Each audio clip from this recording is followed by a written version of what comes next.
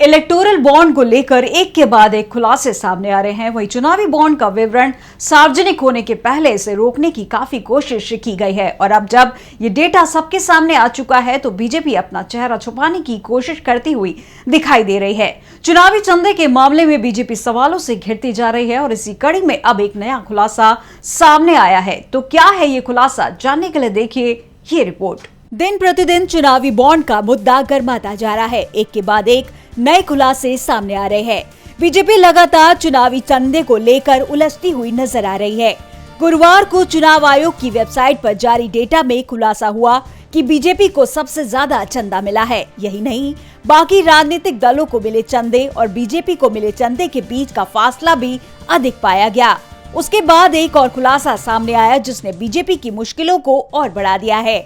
सबसे अधिक चुनावी बॉन्ड खरीदने वाली शीर्ष 5 कंपनियों में से 3 ने ईडी और आईटी की रेड के बाद चुनावी बॉन्ड खरीदे हैं। उन कंपनियों की लिस्ट भी सामने आई जिनके दरवाजे पर केंद्रीय एजेंसियों ने दस्तक दी, जिसके बाद उन्होंने भर भर के इलेक्टोरल बॉन्ड खरीदे। और अब एक नया खुलासा सामने आया है जहां 30 कंपनियां ऐसी पाई गई हैं जिन्होंने छापेमारी के ठीक बाद राजनीतिक दलों को मोटा चुनावी चंदा दिया है। कई कंपनियों ने अपने नेट प्रॉफिट की तुलना में कई गुना ज्यादा चुनावी चंदा दिया है। जिन कंपनियों का प्रॉफिट 2 करोड़ भी नहीं, उसने 183 करोड़ रुपए के इलेक्टोरल बॉन्ड खरीदे हैं।